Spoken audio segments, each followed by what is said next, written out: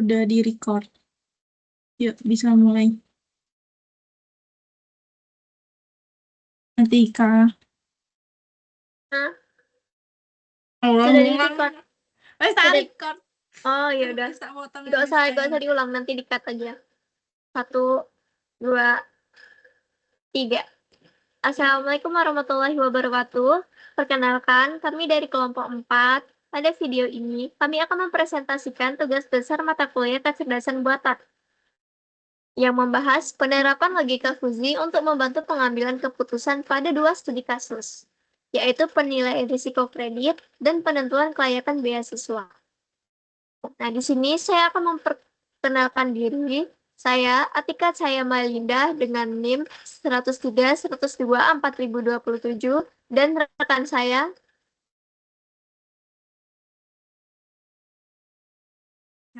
Ariba Reihana alias Sheila dengan NIM 103 102 4023. Selanjutnya. Dan saya, Sinjus Nida Azahra dengan NIM 103102 4042. Di sini pemaparan akan dimulai dari pendahuluan yang akan dijelaskan oleh rekan saya. Perkembangan teknologi informasi mendorong pemanfaatan kecerdasan buatan dalam berbagai bidang, salah satunya pada sektor perbankan, khususnya untuk penentuan kelayakan pemberian kredit kepada calon peminjam. Dalam praktiknya, penilaian risiko kredit tidak selalu dapat ditentukan secara tegas karena terdapat ketidakpastian dan subjektivitas. Misalnya, ketika nilai gaji dan presentase cicilan berada pada batas yang tidak jelas. Karena itu, logika fuzzy digunakan agar pengambilan keputusan dapat dilakukan lebih fleksibel, melalui nilai linguistik seperti rendah, sedang, dan tinggi, kemudian menghasilkan skor risiko kredit sebagai bahan pertimbangan kelayakan pemberian kredit. Next. Selanjutnya, data dan desain sistem fuzzy. Data yang digunakan dalam tugas besar ini berasal dari file risiko kredit yang berisi 50 data pengaju pinjaman pada sebuah bank. Setiap data merepresentasikan satu pengaju pinjaman dengan 2 atribut utama, yaitu gaji bulanan dan presentase cicilan terhadap gaji. Data tersebut digunakan sebagai masukan atau input dalam sistem fuzzy untuk menentukan skor risiko kredit sebagai keluaran atau output. Skor risiko ini digunakan untuk menentukan kelayakan pengaju pinjaman, di mana semakin kecil nilai risiko, maka pengaju semakin layak diberikan kredit. Next.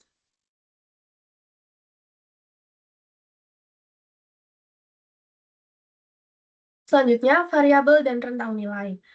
Variabel sistem fuzzy dibangun terdiri dari 2 variabel input dan 1 variabel output, yaitu variabel input terdiri dari gaji yang memiliki rentang nilai 1,2 sampai 25 juta yang menunjukkan besar pendapatan bulanan pengaju pinjaman dalam satuan juta rupiah.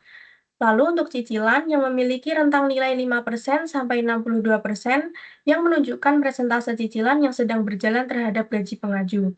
Sedangkan untuk variabel output terdapat risiko kredit dengan rentang nilai 0 sampai 100 yang menunjukkan tingkat risiko kredit pengaju yang dinyatakan dalam bentuk skor.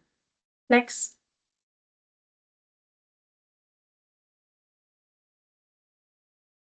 Selanjutnya, untuk linguistik variabel, setiap variabel fuzzy direpresentasikan dalam bentuk nilai linguistik untuk memudahkan proses pengambilan keputusan.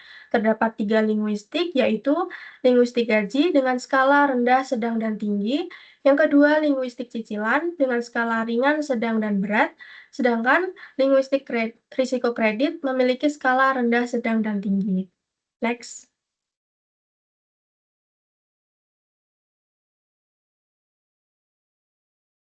Selanjutnya, fungsi keanggotaan. Fungsi keanggotaan digunakan untuk memetakan nilai input dan output ke dalam derajat keanggotaan fuzzy. Pada sistem ini digunakan fungsi keanggotaan berbentuk triangular dan trapezoidal karena bentuknya sederhana dan mudah diimplementasikan. Terdapat 3 fungsi keanggotaan gaji, yaitu yang pertama fungsi keanggotaan gaji, yang kedua fungsi keanggotaan cicilan, dan yang terakhir fungsi keanggotaan risiko kredit. Next.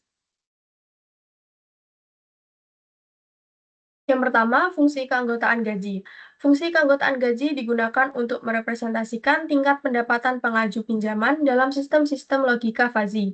Variabel gaji dibagi ke dalam 3 himpunan linguistik, yaitu rendah, sedang, dan tinggi, yang masing-masing direpresentasikan menggunakan fungsi keanggotaan trapezoid dan segitiga atau triangle. Lalu untuk himpunan linguistik rendah direpresentasikan menggunakan fungsi keanggotaan trapezoid dengan parameter 1,2, 1,2, 4, dan 7. Nilai gaji pada rentang 1,2 hingga 4 memiliki derajat keanggotaan penuh, mu sama dengan 1, yang menunjukkan bahwa gaji tersebut sepenuhnya dikategorikan sebagai gaji rendah. Lalu pada rentang 4 hingga 7, derajat keanggotaan menurun secara bertahap hingga mencapai 0, menandakan peralihan menuju ke kategori gaji sedang. Lalu untuk himpunan linguistik sedang direpresentasikan menggunakan fungsi keanggotaan segitiga atau triangle dengan parameter 5, 9, dan 13. Nilai gaji 9 merupakan titik puncak dengan derajat keanggotaan maksimum mu sama dengan 1, yang menunjukkan kondisi gaji sedang sepenuhnya. Lalu pada rentang 5 dan hingga 9, derajat keanggotaan meningkat secara linier. Sedangkan pada rentang 9 hingga 13, derajat keanggotaan menurun secara linier, mencerminkan transisi dari gaji rendah ke gaji yang tinggi. Sedangkan himpunan linguistik tinggi direpresentasikan menggunakan fungsi keanggotaan trapezoid dengan parameter 10, 15, 25, dan 25 pada rentang 15 hingga 25. Derajat keanggotaan bernilai penuh, mu sama dengan 1, yang menunjukkan gaji tinggi. Sementara itu, pada rentang 10 hingga 15, derajat keanggotaan meningkat secara bertahap dari 0 ke 1, menandakan peralihan dari kategori sedang ke gaji tinggi. Next. Selanjutnya, untuk kurva fungsi keanggotaan gaji ditunjukkan pada gambar tersebut yang memperlihatkan pembagian tingkat gaji menjadi rendah, sedang, dan tinggi. Untuk kurva gaji rendah yang ditandai dengan warna biru, menunjukkan derajat keanggotaan maksimum, mu sama dengan 1 pada tingkat gaji yang berada pada rentang rendah. Pada rentang gaji tersebut, individu sepenuhnya dikategorikan memiliki gaji rendah. Seiring dengan meningkatnya nilai gaji, derajat keanggotaan menurun secara bertahap hingga mencapai nilai 0 pada batas tertentu yang menandakan peralihan menuju kategori gaji sedang. Lalu untuk kurva gaji sedang yang ditandai dengan warna oranye, berbentuk segitiga dengan nilai puncak derajat keanggotaan maksimum, mu sama dengan 1 pada tingkat gaji yang menengah. Pada rentang gaji rendah menuju gaji menengah, derajat keanggotaan meningkat secara linear. Sebaliknya, pada rentang gaji menengah menuju gaji tinggi, derajat keanggotaan menurun secara linear. Kurva tersebut menggambarkan kondisi transisi antara kategori gaji rendah dan gaji tinggi. Lalu untuk kurva gaji tinggi yang ditandai dengan warna hijau, menunjukkan derajat keanggotaan yang mulai meningkat pada tingkat gaji tertentu hingga akhirnya mencapai nilai maksimum mu sama dengan 1. Pada rentang gaji tinggi, individu sepenuhnya dikategorikan memiliki gaji tinggi. Hal tersebut menunjukkan bahwa semakin besar gaji yang diterima, maka tinggi pula tingkat keanggotaan pada kategori gaji tinggi. Next.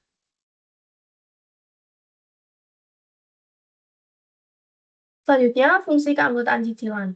Fungsi keanggotaan cicilan digunakan untuk merepresentasikan besarnya cicilan yang harus dibayarkan oleh pengaju pinjaman dalam sistem logika fuzzy. Variabel cicilan dibagi ke dalam 3 himpunan linguistik, yaitu ringan, sedang, dan berat, yang masing-masing direpresentasikan menggunakan fungsi keanggotaan trapezoid dan segitiga atau triangle. Lalu untuk himpunan linguistik ringan direpresentasikan menggunakan fungsi keanggotaan trapezoid dengan parameter 5, 5, 2, dan 30. Nilai cicilan pada rentang 5 hingga 20 memiliki derajat keanggotaan penuh mu sama dengan 1 yang menunjukkan bahwa cicilan tersebut sepenuhnya tergolong ringan. Pada rentang 20 hingga 30, derajat keanggotaan menurun secara bertahap hingga mencapai 0 yang menandakan peralihan menuju kategori cicilan sedang. Sedangkan himpunan linguistik sedang direpresentasikan menggunakan fungsi keanggotaan segitiga atau triangle dengan parameter 25, 40, dan 55. Nilai 40 merupakan titik puncak dengan derajat keanggotaan maksimum mu sama dengan 1 yang menunjukkan keanggotaan meningkat secara linear. Sedangkan pada rentang 40 hingga 55, derajat keanggotaan menurun secara linear mencerminkan transisi dari cicilan ringan ke cicilan berat. Lalu untuk himpunan linguistik berat direpresentasikan menggunakan fungsi keanggotaan trapezoid dengan parameter 45, 55, 62, 62. Pada rentang 55 hingga 62, derajat keanggotaan bernilai penuh mu sama dengan 1 yang menunjukkan cicilan berat. Sementara itu, pada rentang 45 hingga 55, derajat keanggotaan meningkat secara bertahap dari 0 ke 1, yang menandakan peralihan dari cicilan sedang ke cicilan berat. Next.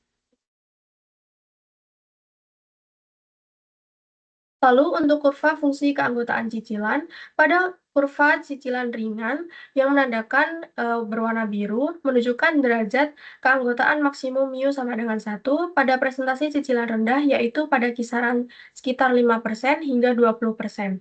Hal ini menandakan bahwa cicilan pada rentang tersebut sepenuhnya dikategorikan sebagai cicilan ringan. Setelah melewati nilai 20%, derajat keanggotaan menurun secara linear hingga mencapai nilai 0 pada sekitar 30% yang menunjukkan peralihan menuju kategori cicilan sedang. Lalu untuk kurva cicilan sedang yang berwarna oranye, berbentuk segitiga dengan puncak derajat keanggotaan maksimum mu sama dengan 1 pada presentasi cicilan sekitar 40%. Pada rentang cicilan 25% hingga 40%, derajat keanggotaan meningkat secara linear. Sedangkan pada rentang 40% hingga 55%, derajat keanggotaan menurun secara linear. Kurva tersebut merepresentasikan kondisi transisi antara cicilan ringan dan cicilan berat. Sedangkan untuk kurva cicilan berat yang berwarna hijau menunjukkan derajat keanggotaan yang mulai meningkat pada persentase cicilan 45% hingga 55%. Selanjutnya, pada rentang cicilan 55% hingga 60%, derajat keanggotaan bernilai penuh mu sama dengan 1 yang menandakan bahwa cicilan pada rentang tersebut sepenuhnya diklasifikasikan sebagai cicilan berat. Next.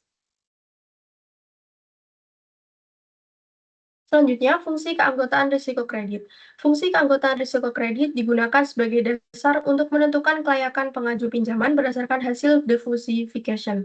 Variabel risiko kredit dibagi ke dalam 3 himpunan linguistik, yaitu rendah, sedang, dan tinggi, yang masing-masing direpresentasikan menggunakan bentuk fungsi keanggotaan trapezoid dan segitiga atau triangle. Pada himpunan linguistik rendah direpresentasikan dengan fungsi keanggotaan trapezoid dengan parameter 0, 0, 30, dan 45. Nilai risiko kredit antara 0 hingga 30 memiliki derajat keanggotaan penuh, mu sama dengan 1, yang menunjukkan risiko kredit sangat rendah. Setelah nilai 30 hingga 45, derajat keanggotaan menurun secara bertahap hingga mencapai 0, yang menandakan peralihan menuju risiko yang lebih tinggi. Sedangkan himpunan linguistik sedang direpresentasikan menggunakan fungsi keanggotaan segitiga atau triangle dengan parameter 33, 50, dan 65. Nilai 50 merupakan titik puncak dengan derajat keanggotaan maksimum mu sama dengan 1 yang menunjukkan kondisi risiko. Kredit sedang sepenuhnya nilai antara 35 hingga 50 dan 50 hingga 65 mengalami kenaikan dan penurunan derajat keanggotaan secara linear. Hal tersebut mencerminkan transisi dan risiko rendah ke tinggi. Lalu untuk himpunan linguistik tinggi direpresentasikan dengan fungsi keanggotaan trapezoid dengan parameter 55, 70, 100, dan 100. Pada nilai 70 hingga 100, derajat keanggotaan bernilai penuh mu sama dengan 1 yang menunjukkan risiko kredit tinggi. Rentang 55 hingga 70 menunjukkan peningkatan derajat keanggotaan secara bertahap dari 0 hingga 1. Hal tersebut menandakan peralihan dari resiko sedang ke resiko yang tinggi. Next.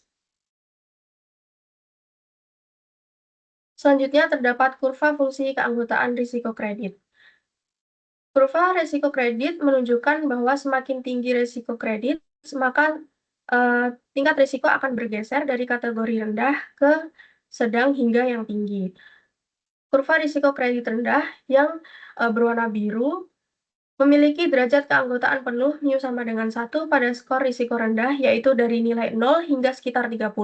Hal ini menunjukkan bahwa skor pada rentang tersebut sepenuhnya dikategorikan sebagai risiko kredit rendah. Setelah melewati nilai tersebut, derajat keanggotaan menurun secara bertahap hingga mencapai 0 di sekitar 45, yang menandakan peralihan menuju kategori risiko sedang. Lalu untuk kurva risiko kredit sedang yang berwarna oranye berbentuk segitiga dengan puncak di sekitar skor 50, di mana derajat keanggotaan mencapai nilai maksimum mu sama dengan 1.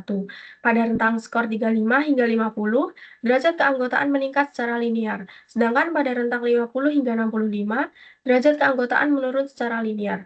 Kurva tersebut mencerminkan kondisi transisi antara risiko kredit rendah dan risiko kredit tinggi. Lalu untuk kurva risiko kredit tinggi yang berwarna hijau menunjukkan derajat keanggotaan yang mulai meningkat pada skor sekitar 55 hingga 70.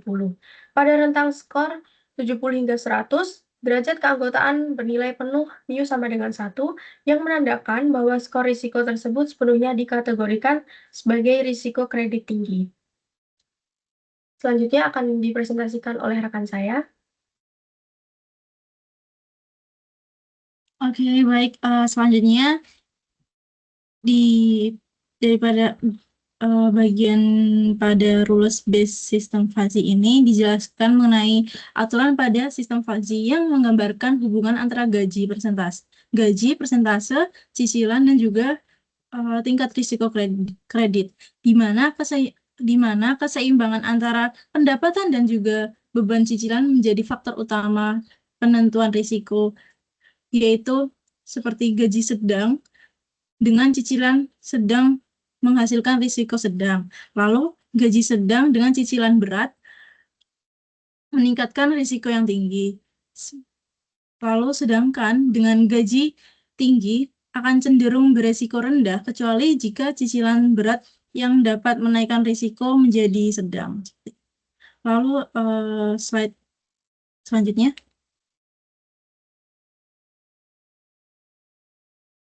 Oke, di slide ini menjelaskan tentang alfa, yaitu tentang rumus alfa yang alfa predikat dihitung menggunakan fungsi minimum sebagai representasi n, sedangkan agregasi output dilakukan menggunakan fungsi maksimum untuk mengambil aturan dengan pengaruh paling besar.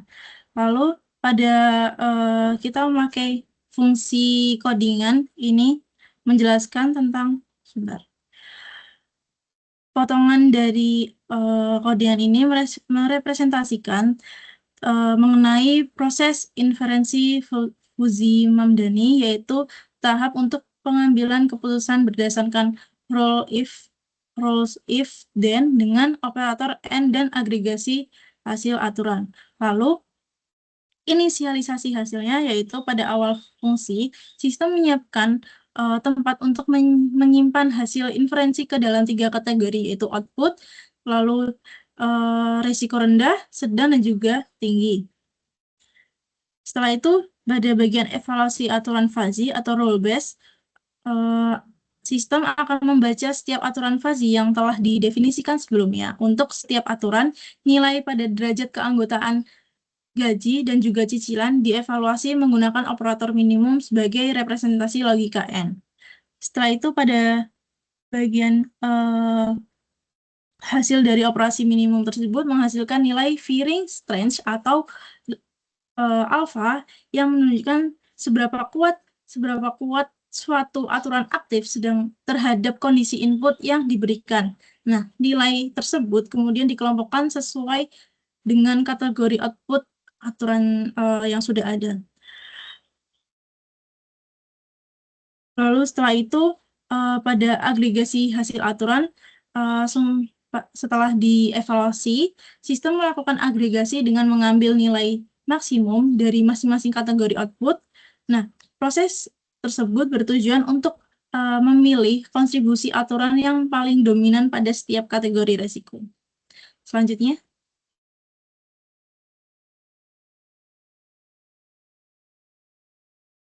Oke.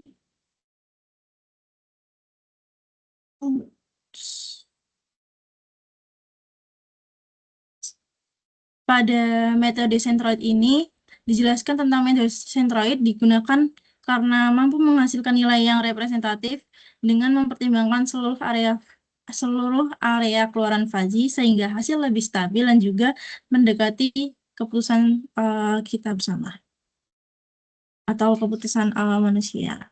Lalu setelah itu pada rumus tersebut ada Z itu digunakan untuk menghitung nilai akhir dengan metode centroid, yaitu dengan mengambil titik pusat massa dari output fuzzy, lalu nilai Z merepresentasikan domain keluaran, sedangkan nilai Z yang itu sebagai metode merupakan derajat keanggotaan hasil agregasi inferensi, dan hasil perhitungan tersebut menghasilkan satu nilai tegas atau satu nilai yang sudah diatur sebagai skor akhir sistem. Lalu pada bagian kode, yaitu melakukan difusifikasi centroid dengan memotong fungsi keanggotaan output sesuai hasil inferensi, menggabungkan menggunakan operator maksimum, lalu menghitung titik pusat massa untuk memperoleh skor akhir. Nah, bagian tersebut tuh mengimplementasikan proses defasifikasi metode centroid, yaitu mengubah output fuzzy menjadi satu nilai tegas berupa skor akhir, dengan mendefinisikan domain output pada rentan nilai 0 hingga 100 yang derajat keanggotaan 100 yang merepresentasikan skor risiko. Pada setiap titik domain tersebut dihitung derajat keanggotaan output fuzzy. Lalu pada derajat keanggotaan untuk setiap kategori output yaitu rendah, sedang, tinggi, dan dipotong sesuai dengan nilai hasil agregasi inferensi. Lanjut.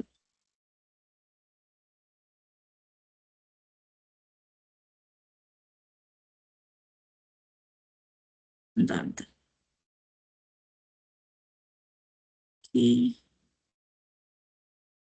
Bentar. Lalu setelah itu kita ke proses fasifikasi pada fungsi keanggotaan. Sebentar.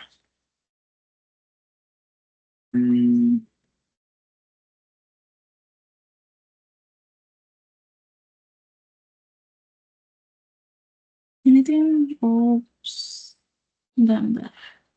Nah, pada proses fungsi keanggotaan ini merupakan fungsi keanggotaan segitiga yang digunakan untuk menunjukkan himpunan fuzzy yang punya satu nilai puncak, yaitu sedangkan pada trapesium gunanya untuk menunjukkan himpunan fuzzy dengan rentan nilai yang tetap dan diimplementasikan dengan kode tersebut. Lalu setelah itu pada variabel gaji dibagi menjadi 3 himpunan, yaitu rendah, sedang, dan juga tinggi. Nilai gaji dihitung derajat keanggotaannya dengan masing-masing himpunan memakai fuzzy keanggotaan segitiga dan juga trapesium. Nah, setelah itu pada variabel cicilan, variabel cicilan juga dibagi menjadi 3 tahap, yaitu rendah, sedang, dan juga tinggi. Tiap nilai tersebut dikonferensikan menjadi derajat keanggotaan fuzzy menggunakan fuzzy keanggotaan yang sudah ditentukan sebelumnya. Oke.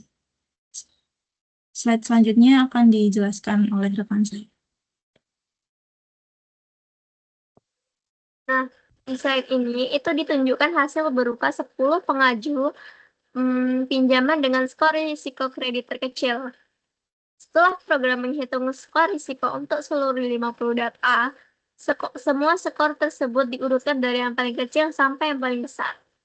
Lalu, diambil 10 data teratas sebagai pengaju dengan risiko paling rendah menurut sistem fuzzy yang dibuat. Tabel ini menampilkan beberapa kolom utama, seperti ada ID pengaju, gaji dalam bentuk juta, persentase cicilan terhadap gaji dalam bentuk persen, dan skor risiko kredit atau hasil defusification. Nah, skor defusification ini adalah nilai tegas atau freeze yang dipakai sebagai dasar pemeringatan. Jadi semakin kecil skornya, semakin rendah risiko menurut sistem. Nah, kalau kita lihat polanya ini, pengajuan dengan skor paling kecil umumnya punya kondisi yang lebih aman. Misalnya, gaji cenderung sedang tinggi dan persentase cicilannya lebih ringan. Nah, kombinasi ini membuat aturan yang mengarah ke risiko rendah lebih dominan saat inferensi, sehingga skor akhir diversification menjadi lebih kecil dan masuk ke top 10. Jadi bagian ini menjawab output menentukan 10 pengaju paling layak berdasarkan skor risiko terkecil. Nah, kesimpulannya, logika fuzzy ini bisa digunakan untuk membantu penilaian risiko kredit pengaju pinjaman melalui 3 tahapan utama, fuzzification, inferensi rule-based, dan diversification. Sistem memanfaatkan 2 input, yaitu gaji atau juta, dan presentasi cicilan terhadap gaji dalam bentuk persen. Kemudian, menghasilkan skor risiko untuk setiap pengaju. Program berhasil dijalankan pada 50 data, dan dari skor tersebut didapatkan 10 pengaju dengan skor risiko terkecil sebagai kandidat paling layak menerima pinjaman.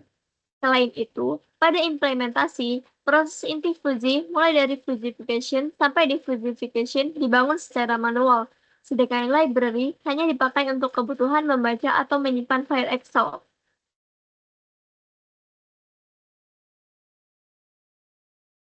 Oke, ini adalah pemaparan kami dari tugas besar yang pertama. Nah, dan selanjutnya ini untuk studi kasus yang kedua mengenai uji beasiswa.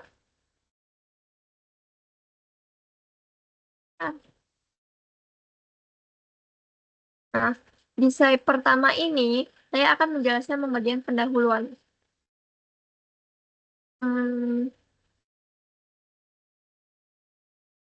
Studi kasus ini membahas penentuan kelayakan penerima beasiswa.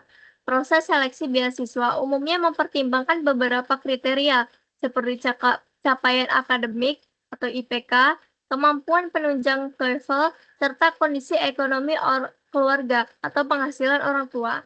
Permasalahan yang sering muncul adalah penilaian tiap kriteria tidak selalu tegas atau crisp dan berada pada area peralihan, sehingga berpotensi menimbulkan keputusan yang kurang fleksibel dan rentan subjektivitas.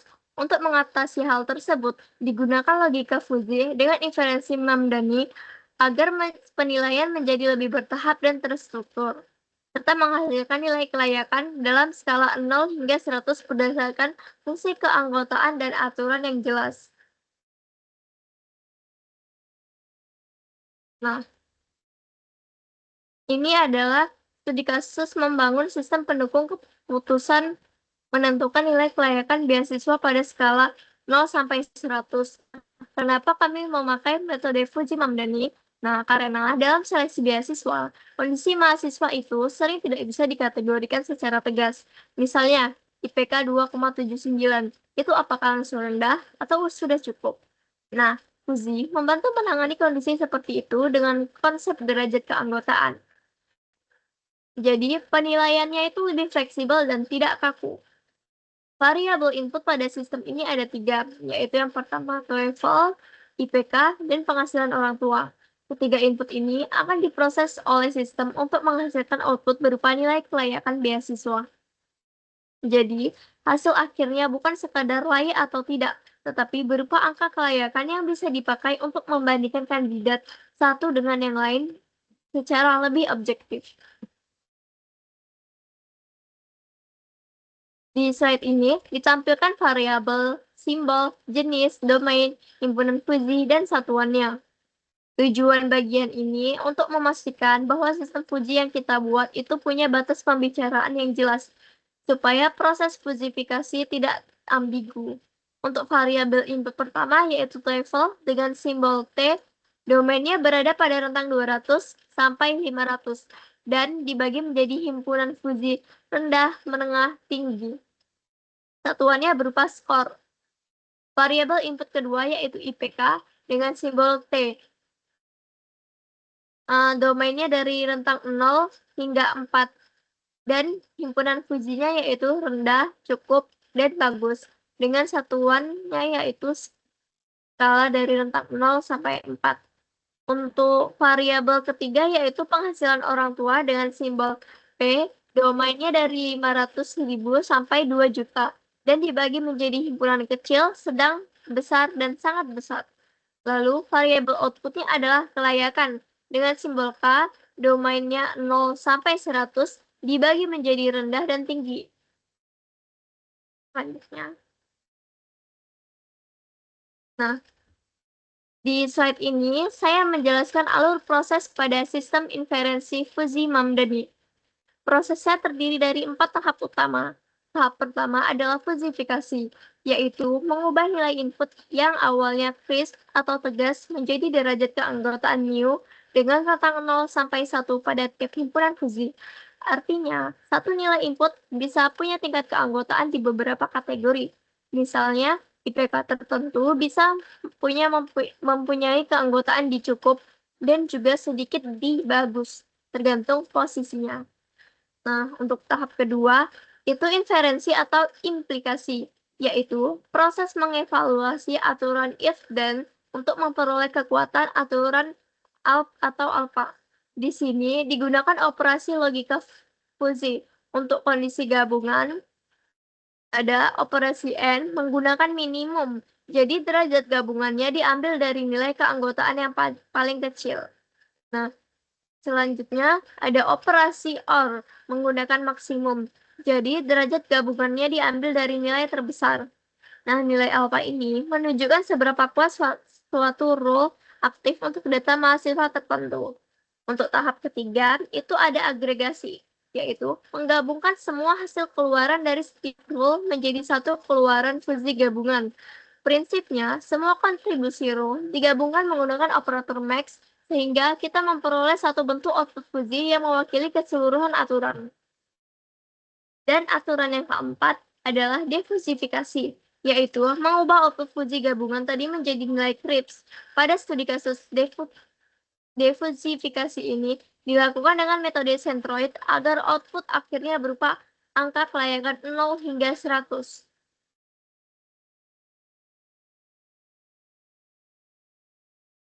Nah, karena output setelah agregasi masih berupa kurva fusi, maka di slide ini saya fokuskan menjelaskan defusifikasi centroid yang dipakai untuk menghasilkan nilai akhir.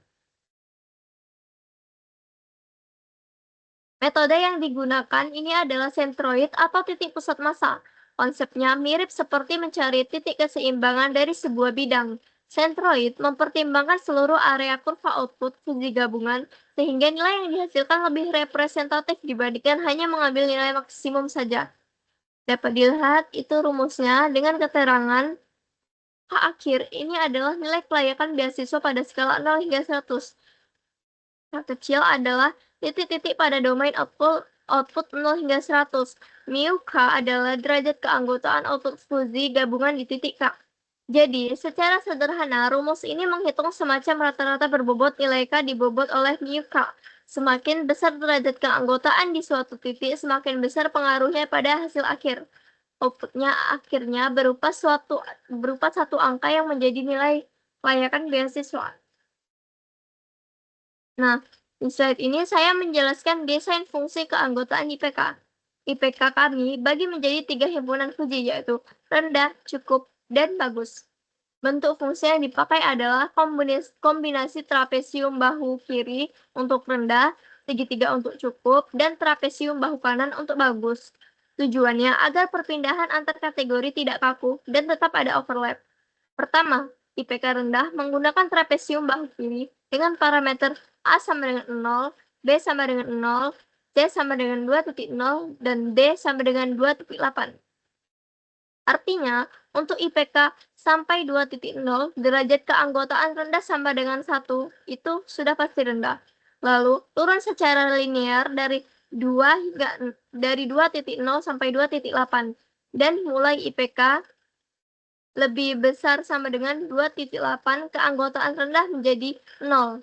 Yang kedua, IPK cukup berbentuk segitiga dengan parameter A sama dengan 2,2, B sama dengan 3,0, dan C sama dengan 3,8. Artinya, IPK di bawah atau sama dengan 2,2 belum termasuk cukup atau mu sama dengan 0. Lalu, naik dari 2,0 ke 3,0 sampai puncaknya mu sama dengan 1 di 3,0. Lalu, turun dari 3,0 ke 3,8 sampai kembali mu sama dengan 0. Dan yang ketiga, IPK bagus menggunakan trapesium bahu kanan dengan parameter A sama dengan 3,2, B sama dengan 3,8, C sama dengan 4,0, dan D sama dengan 4,0. Artinya, IPK sampai 3,2 belum bagus atau mu sama dengan 0, lalu naik dari 3,2 ke 3,8 dan mulai lebih dari besar sama dengan 3,8, keanggotaan bagus menjadi 1 sampai IPK maksimum. Kalau dilihat dari grafik di kanan, terlihat bahwa ada overlap antar himpunan.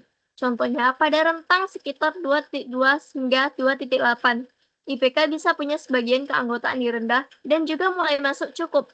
Begitu juga pada rentang 3,2 hingga 3,8, IPK bisa punya keanggotaan di cukup, sekaligus mulai masuk bagus. Overlap inilah yang membuat sistem fusi lebih realistis karena nilai IPK di batas-batas kategori jadi tidak langsung berubah. Selanjutnya akan dijelaskan oleh rekan saya. Baik, selanjutnya adalah desain fungsi keanggotaan TOEFL. Pada variabel TOEFL digunakan 3 himpunan fazi, yaitu rendah, menengah, dan tinggi.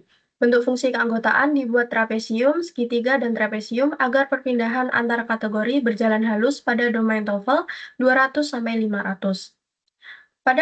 Pada gambar grafik fungsi keanggotaan TOEFL, logika fazi untuk nilai TOEFL membaginya ke dalam 3 himpunan linguistik, yaitu rendah yang berwarna biru, menengah berwarna oranye, dan tinggi berwarna hijau. Pada sumbu X adalah nilai TOEFL 200-500 dan sumbu Y adalah derajat keanggotaan mu 0,0 sampai 1,0. Pada TOEFL rendah mencapai mu sama dengan 1,0 hingga nilai 275 dan mu sama dengan 0,0 mulai dari 350. Lalu untuk TOEFL menengah, berbentuk segitiga mencapai puncak mu sama dengan 1,0 tepat pada nilai 350 dengan mu sama dengan 0,0 di bawah 300 dan di atas 400. Lalu untuk TOEFL tinggi mulai naik dari mu sama dengan 0,0 pada 400 dan mencapai mu sama dengan 1,0 pada 450 ke atas. Next.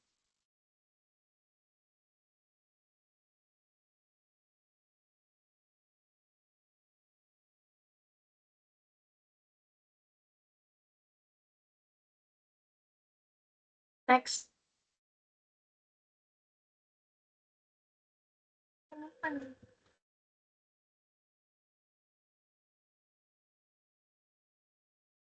Selanjutnya adalah desain fungsi keanggotaan nilai kelayakan atau output. Maaf sebelumnya, Tika.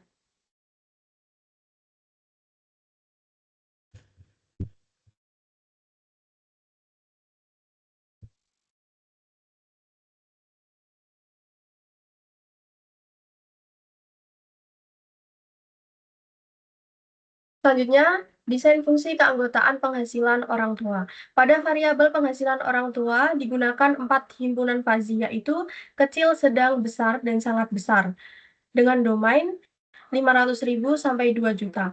Bentuk fungsi dibuat saling overlap agar nilai di area peralihan tetap punya derajat keanggotaan di lebih dari satu kategori.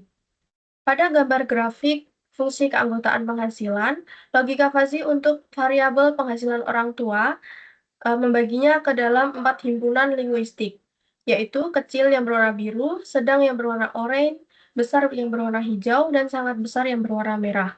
Pada sumbu X adalah penghasilan orang tua skala dari 500.000 sampai 2 juta, dan sumbu Y adalah derajat keanggotaan mu 0,0 sampai 1,0. Pada grafik kecil yang berwarna biru mencapai mu sama dengan 1,0 hingga nilai 800.000 dan mu sama dengan 0,0 mulai dari 1 juta.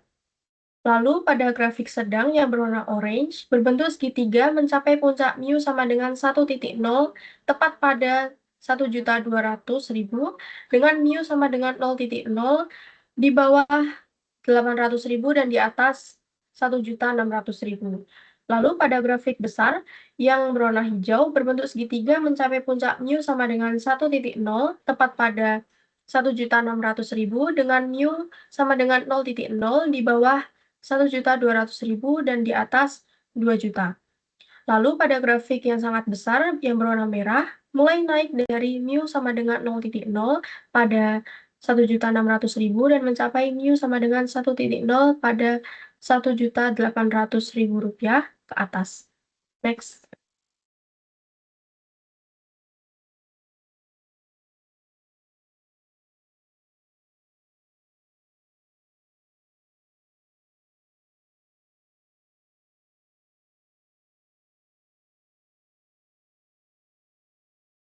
Selanjutnya, desain fungsi keanggotaan nilai kelayakan atau output. Variabel output atau nilai kelayakan berada pada skala 0 sampai 100 dengan dua himpunan fazi rendah dan tinggi. Bentuk fungsi mengikuti grafik pada soal yaitu rendah berupa bahu kiri dan tinggi berupa bahu kanan dengan daerah transisi pada rentang 50 sampai 80. Pada gambar grafik fungsi keanggotaan output, untuk variabel output yaitu nilai kelayakan atau K yang berada pada skala 0 hingga 100. Grafik tersebut membagi nilai kelayakan menjadi dua himpunan fazi, yaitu rendah pada garis biru dan tinggi pada garis orange. Lalu untuk sumbu X adalah nilai kelayakan dan sumbu Y adalah derajat keanggotaan. Lalu pada grafik rendah, menunjukkan fungsi bahu kiri mencapai keanggotaan penuh mu sama dengan 1,0 untuk nilai kelayakan K lebih besar dari 50, derajat keanggotaannya menurut secara linear di antara 50 hingga 80 dan mencapai mu sama dengan 0,0 untuk K lebih besar dari 80. Lalu pada grafik tinggi, menunjukkan fungsi bahu kanan mencapai keanggotaan mu sama dengan 0,0 untuk K lebih besar dari 50. Derajat keanggotaannya meningkat secara linear di antara 50 hingga 80 dan mencapai keanggotaan penuh mu sama dengan 1,0 untuk K lebih besar dari 80. Selanjutnya akan dijelaskan oleh rekan saya.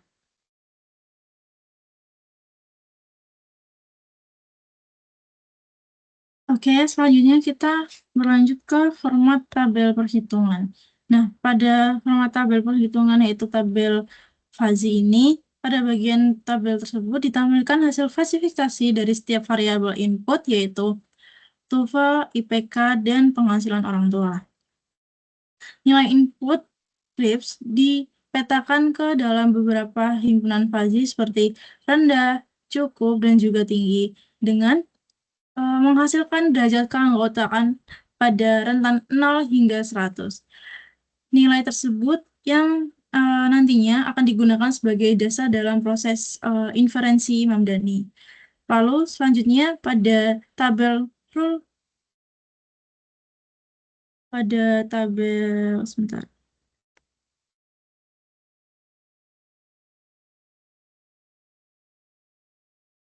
Sebentar.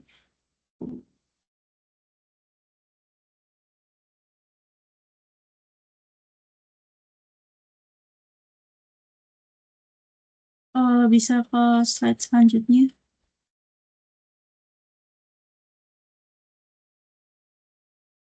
Oke, tabel Fearing-Strange. Oke, selanjutnya pada tabel Fearing-Strange, yaitu tabel Fearing-Strange itu menunjukkan nilai kekuatan aktivasi setiap aturan fazi. Nilai alfa diperoleh menggunakan operator minimum sebagai representasi logika N pada metode Mamdani. Nah, semakin besar nilai alfa akan semakin kuat aturan tersebut untuk memengaruhi hasil akhir tersebut. Lalu pada tabel agregasi output yaitu Setelah semuanya dievaluasi, dilakukan agregasi output dengan mengambil nilai maksimum dari aturan-aturan yang menghasilkan keluaran yang sama. Proses tersebut bertujuan untuk memilih pengaruh aturan yang paling dominan. Oh, sorry, bentar. Oh, maaf. Pada tabel difusifikasi atau nilai kelayakan akhir dijelaskan pada tabel tersebut menunjukkan hasil akhir berupa nilai kelayakan mahasiswa pada skala 0 sampai dengan 100 diperoleh melalui metode difusifikasi sentroid, yaitu nilai tersebut kemudian digunakan untuk menginterpretasikan apakah mahasiswa termasuk layak atau tidaknya untuk menerima beasiswa. Bisa ke slide selanjutnya.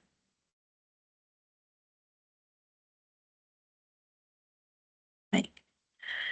Lalu kita ke implementasi dan juga hasil akhir sistem Fuzzy Mamdani. Nah, untuk pertama yaitu pada fungsi keanggotaan IPK. Fungsi keanggotaan IPK ini diterapkan untuk memanfaatkan kombinasi antara fungsi trapesium dan juga segitiga, di mana fungsi trapesium diterapkan pada himpunan kategori rendah pada bagian sisi kiri dan juga baik atau bagus di bagian sisi kanan. Sedangkan himpunan cukup menggunakan fungsi segitiga untuk memastikan transisi antara kategori-kategori tersebut dengan baik. Lalu selanjutnya pada fungsi keanggotaan TOEFL. Nah, pada variabel TOEFL ini dibagi menjadi 3 kelompok, yaitu fuzzy, rendah, medium, dan juga tinggi. Fungsi keanggotaan tersebut dibuat dengan menggunakan kombinasi fungsi trapesium serta juga segitiga yang mempunyai parameter yang sudah ditentukan, sehingga bisa menggambarkan kemampuan seperti berbahasa Inggris mahasiswa secara bertahap. Lalu setelah itu fungsi keanggotaan penghasilan orang tua. Dalam fungsi keanggotaan penghasilan orang tua ini dikategorikan menjadi 4 kelompok fuzzy. Kecil, sedang, besar, dan juga sangat besar. Nah, pengaturan fungsi tersebut untuk pembagian tersebut digunakan untuk memberikan gambar yang lebih fleksibel mengenai kondisi ekonomi orang tua dari mahasiswa. Selanjutnya, slide selanjutnya.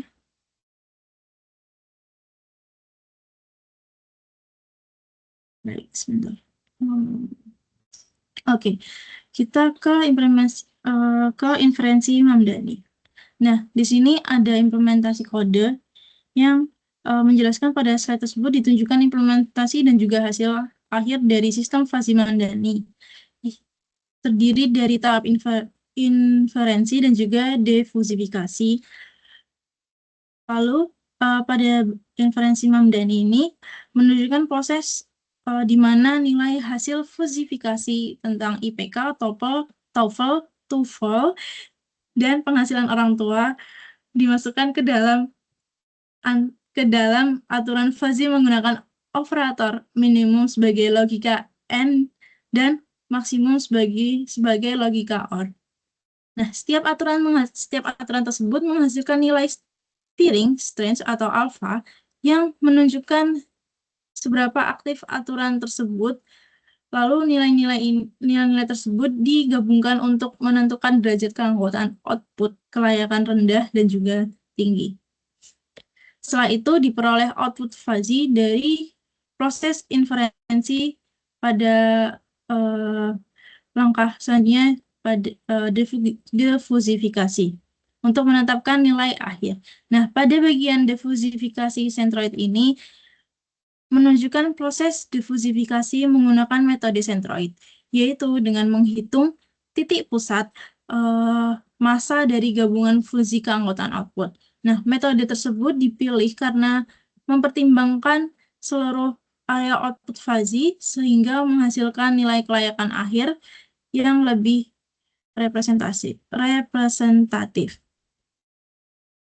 Nah, hasil tersebut merupakan proses nilai kelayakan beasiswa dalam bentuk angka yang digunakan sebagai dasar pengambilan keputusan. Bisa ke slide selanjutnya.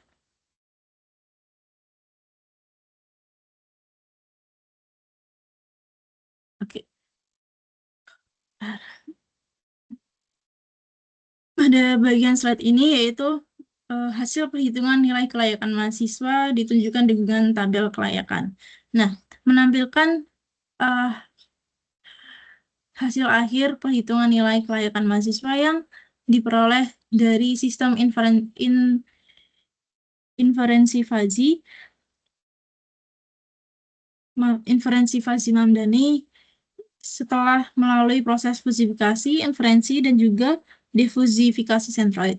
Nah, tabel tersebut itu setiap mahasiswanya ada berupa menunjukkan data berupa NIM, TOEFL, IPK, dan juga penghasilan orang tua yang kemudian akan diolah sistem untuk menghasilkan nilai kelayakan dalam skala 0 sampai dengan 100. Lalu berdasarkan nilai pada tabel tersebut, sistem tersebut memberikan keterangan kelayakan seperti layak, dipertimbangkan, lalu kurang layak, dan juga tidak layak sebagai dasar pengambilan keputusan beasiswa. Nah, berdasarkan nilai kelayakan tersebut terjadi karena kombinasi input tiap mahasiswa berbeda, sehingga menghasilkan tingkat kelayakan yang bervariasi sesuai aturan fuzzy yang sudah diterapkan. Slide selanjutnya. Oke. Sebentar. Nah, pada bagian ranking dan interpretasi hasil. Pada bagian ranking dan interpretasi hasil ini, umumnya kombinasi IPK dan juga TOEFL ini yang tinggi serta mempunyai kombinasi IPK dan TOEFL yang tinggi serta penghasilan orang tua yang terkadang relatif rendah. Nah, hal tersebut itu bisa nyebabin aturan fuzzy dengan keluaran kelayakan tinggi secara bersama sehingga menghasilkan nilai kelayakan yang lebih besar. Dijelaskan pada tabel ini, itu pada ranking 3 teratas itu udah pasti dia masuk ke dalam layak buat dapat beasiswa ya, karena kita bisa tahu TOEFL-nya dapat daripada mahasiswa TOEIC ini skornya 450, lalu Puziono skornya 580, Uni skornya 360, lalu untuk IPK TOEIC 4, lalu Puziono yaitu 3, dan juga Uni 3, dan juga untuk nilai kelayakan sendiri sudah memenuhi aturan yaitu tinggi daripada juga lainnya, yaitu nilai kelayakannya yang paling tinggi adalah TOEIC, lalu Puziono, dan juga Uni. Nah, pada sebentar.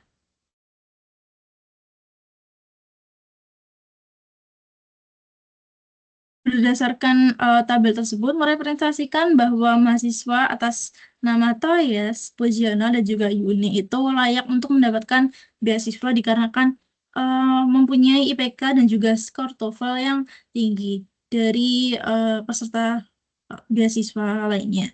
Dan juga untuk penghasilan orang tua juga tergolong kecil, sehingga sesuai dengan aturan Rules 1 hingga pada Rules 4 dengan nilai Viering Strength maksimum.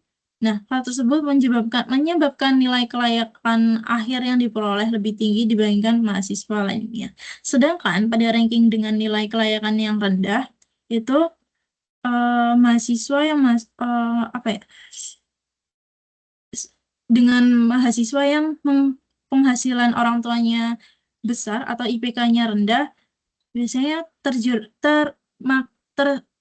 cenderung mendapatkan nilai kelayakan yang lebih rendah karena lebih banyak mengaktifkan aturan dengan kelayakan yang rendah, atau mesti kayak rules-nya itu nggak sesuai, jadi mereka tergolong tidak layak atau mungkin dipertimbangkan seperti itu. Oke, slide selanjutnya. Nah, visualisasi output ditunjukkan pada grafik, itu grafik fungsi keanggotaan nilai kelayakan. Nah, pada grafik tersebut, grafik di sebelah kiri, itu menunjukkan fungsi keanggotaan output nilai dengan kelayakan yang terdiri dari dua himpunan fuzzy, kelayakan rendah dan kelayakan tinggi, dengan mempunyai nilai domain sebesar 0 hingga 100. Nah, himpunan pada kelayakan rendah mempunyai derajat keanggotaan penuh pada nilai rendah dan menurun secara bertahap pada rentan transisi 50 hingga 80. Dan sedangkan pada himpunan N layak tinggi, pada himpunan N dia tingkat tinggi meningkat. Lalu pada grafik di sebelah kanan menunjukkan bahwa sistem inferensi Fuzzy Mamdani mampu membedakan tingkat kelayakan beasiswa secara jelas, di mana bahwa mahasiswa dengan kombinasi IPK dan TOEFL yang lebih tinggi serta penghasilan orang tua yang lebih rendah mendapatkan nilai kelayakan yang tinggi, sedangkan mahasiswa dengan kombinasi yang sebaliknya mendapatkan hasil nilai kelayakan yang rendah.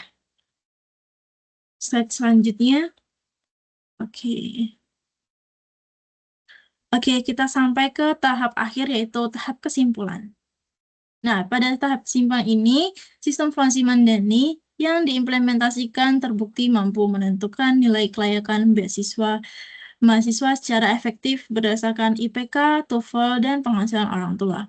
Melalui proses tersebut, hasil dan juga validasi menunjukkan bahwa mahasiswa dengan IPK dan juga TOEFL tinggi serta penghasilan orang tua rendah cenderung mempunyai nilai kelayakan lebih tinggi, serta perbedaan antara perhitungan manual dan sistem sangat kecil sehingga sistem dinilai konsisten dan layak digunakan sebagai alat bantu untuk pengambilan keputusan.